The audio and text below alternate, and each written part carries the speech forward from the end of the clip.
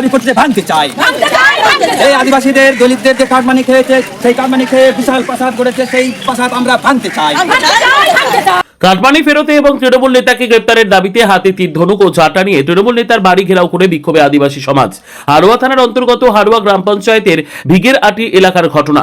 এদিন স্থানীয় আদিবাসী সমাজের মানুষের দাবি, এলাকার তৃণমূলের বুথ সভাপতি সিরাজ মোল্লা দীর্ঘদিন আদিবাসী সম্প্রদায়ের ওপর নিপীড়ন অত্যাচার চালিয়েছে।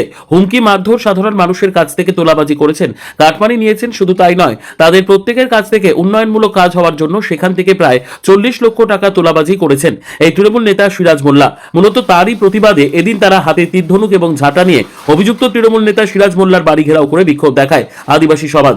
এলাকায় উত্তেজনার পরিবেশ তৈরি হয়। খবর পেয়ে এদিন পরিস্থিতি নিয়ন্ত্রণে ঘটনাস্থলে আসে হারোয়া থানার পুলিশ।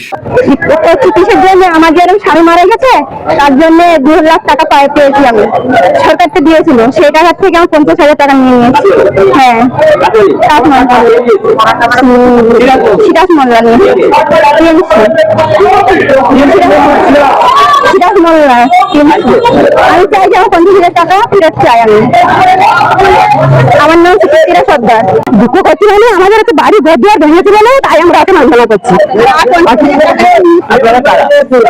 আদিবাসী আমরা দুঃখ করছি, আমাদের বাড়ি ঘর দুয়ার ভেঙেছে, কাটমানি খেয়েছে, টাকা পত্র খেয়েছে বলে, তাই আমরা দুঃখ করছি।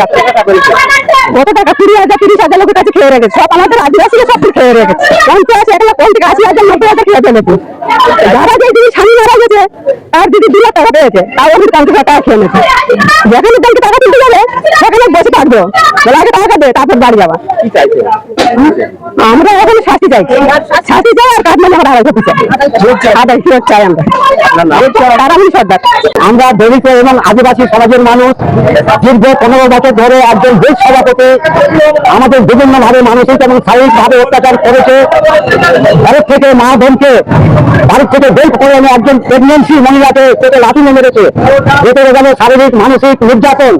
সবচেয়ে বড় কথা, আমরা দরিদ্র পরিবারের লোক, আমাদের কাছে বিভিন্ন ভাবে ঘর বাবদ একজন স্বামী মারা গেলে যে 2 লাখ টাকা পাওয়া যায়, সেই টাকার অর্ধেক 2 লাখ থেকে 1 লাখ এনে নিয়েছেন এবং নিয়ে দেখুন স্যার, এত বড় বিল্ডিং 77তম বিল্ডিং বানিয়েছেন।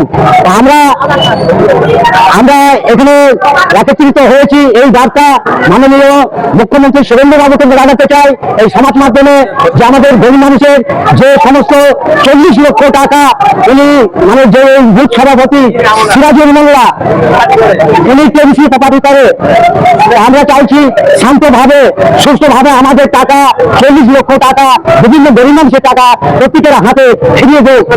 কাটমানির টাকা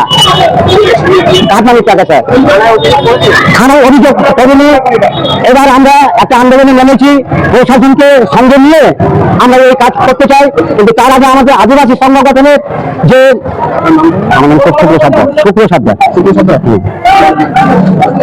আমরা আদিবাসীর সমাজ থেকে এসেছি, কোনো বিশৃঙ্খলা সৃষ্টি করবো না। এরপর আমরা জানাতে এসেছিলাম, হ্যাঁ আমাদের দাবি গরিব মানুষের যে 40 লক্ষ টাকা কাটমানি বাবদ নেওয়া হয়েছে সুস্থভাবে আমাদেরকে ফিরিয়ে দিন। আমার নাম সুপ্রভাত সর্দার।